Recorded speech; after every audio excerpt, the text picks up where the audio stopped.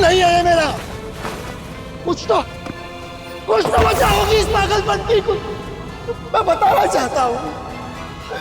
कोई तो सुनो मेरी कृष्णा।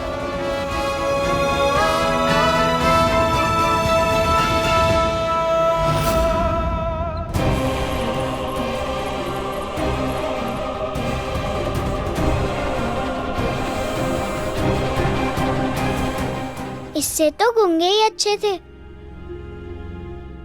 बच गई तो बॉन्दिता। पर वो गुस्सा क्यों कर रहे थे इतना, और वो भी फूलों पर? कितना सुंदर लग रहा था, पर सब उजाड़ दिया। कितना उत्पात मचाया। आने दो माँ को, शिकायत करूंगी कि भला मानुष नहीं, वन मानुष है मेरा पति।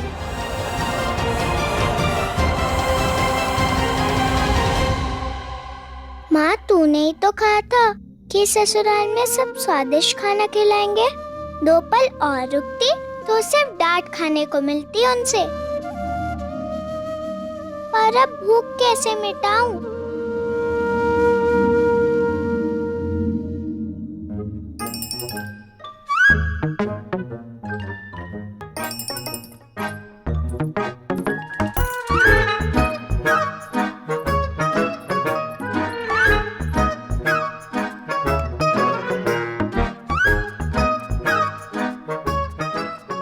रुको, सुनो ना। मुझे ही ढूंढ रहे थे ना? चलो, कहाँ जाना है खाने? खाना इस समय? खाने का कोई समय होता है? इस घर में होता है। इस घर के नियम बहुत सख्त है, जानती नहीं? रात 10 बजे के बाद किसी को खाना नहीं मिलता। ऐसा जेठुआ कहते हैं। जेठुआ कौन है? पता कैसे चलता है कि 10 बज गए? पूछना पड़ता है या कोई आकर बताता है? 10 बजे के बाद भूख लगी तो? टीचर हो क्या? इतने प्रश्न क्यों करती हो? आदत है। प्रश्न करने की नहीं, खाना खाने की। सुबह, दोपहर, शाम, रात। पर माँ ने कभी समय नहीं देखा। तो यहाँ पे तुम्हारी माँ नहीं है, तो खाना कल ही मिलेगा।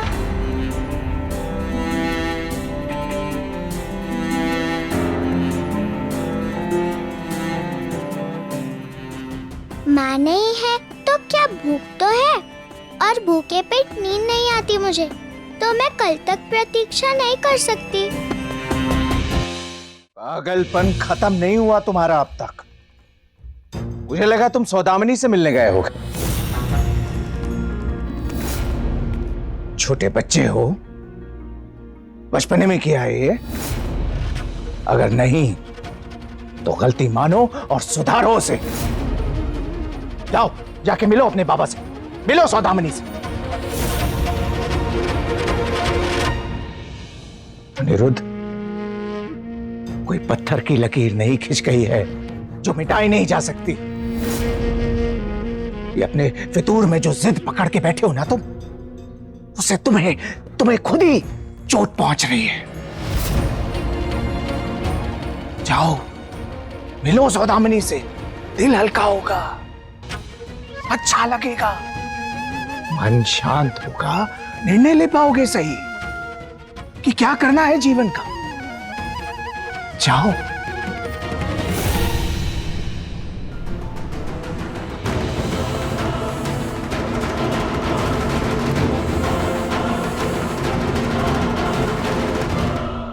सोम, इससे पहले कि कोई बाहर वाला सौदामिनी को बताए, जाके बता दो उसे जो अनिरुद्ध ने किया है। कौन? मैं? नहीं तो क्या मैं?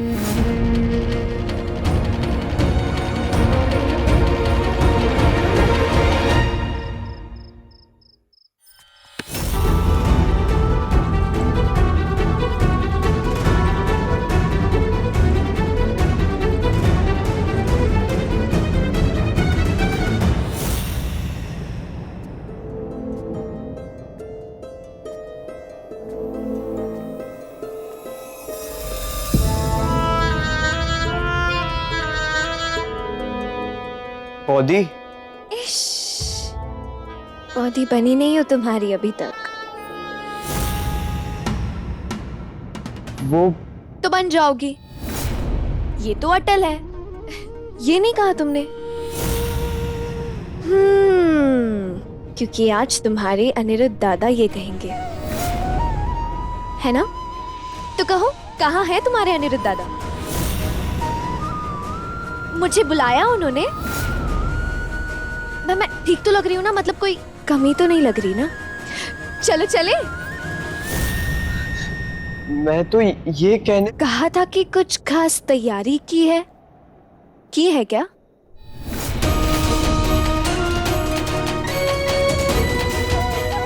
अच्छा छोड़ो, जाने दो।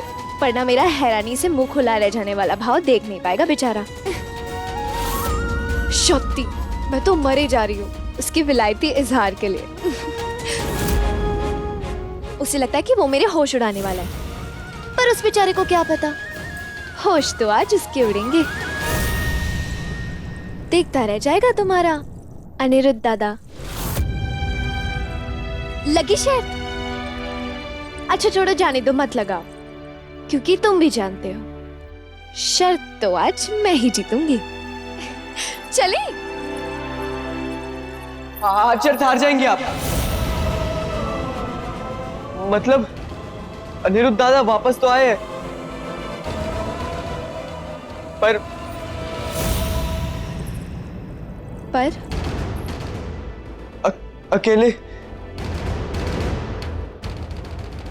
अकेले नहीं आए, साथ में एक दुल्हन को लेकर आए।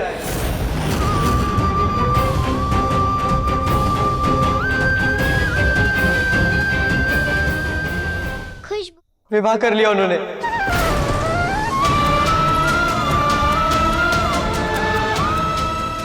किसी और को हमारी बॉडी बना दी है।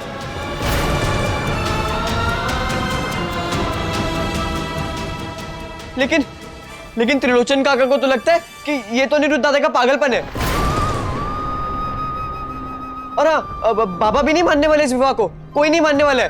हमारी बॉडी तो आप ही बनोगी, ये तो अटल है। जानती हूं ना दादा को, जोश में होश को बैठते हैं, उसके बाद कुछ भी कर देते हैं। ये विवाह भी उनको एक ऐसी स्थिति में करना पड़ा। जो मैं कहना चाहता हूँ तुमसे और जो तुम सुनना चाहती हो मुझसे, उसकी गवाह बनेगी आज की रात। और जिस लड़की को वो दुल्हन बनाकर लाया ना, वो तो एक नहीं, कुछ नहीं सुनना है मुझे। मेरी एक बार बात तो सुन लो। बॉडी नहीं हूं मैं तुम्हारी,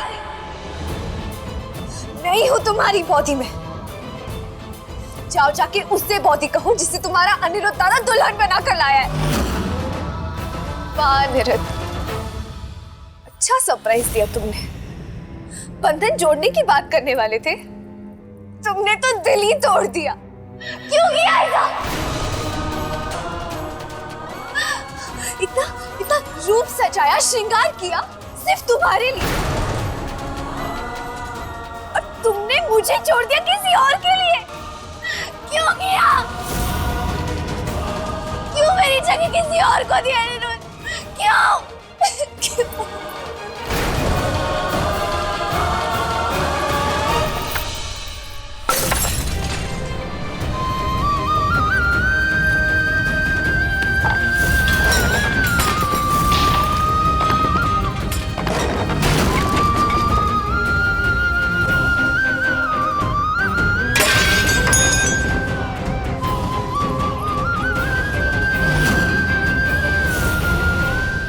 खुशबू,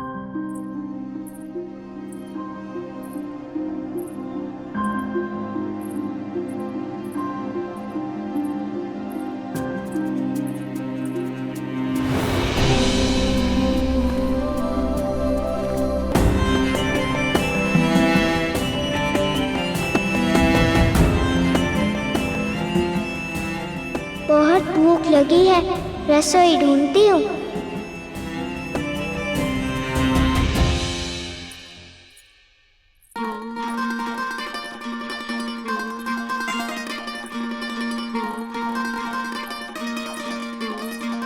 हमारी जैसी रसोई तो नहीं है, पर खुशबू से बता सकती हूँ खाना यही पकता है। और बहुत सारी सब्जियां भी हैं यहाँ पर खाना कहाँ है? भूख बर्दाश्त नहीं हो रही है। ऐसी मिठाई की दुकान का क्या काम जब रसोई में रसगुल्ले की एक भी हांडी ना हो।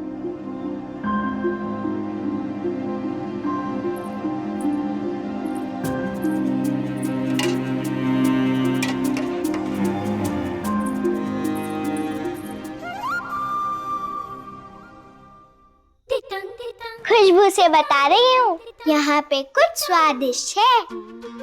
चल बोंदिता, मिटा ले अपनी भूख।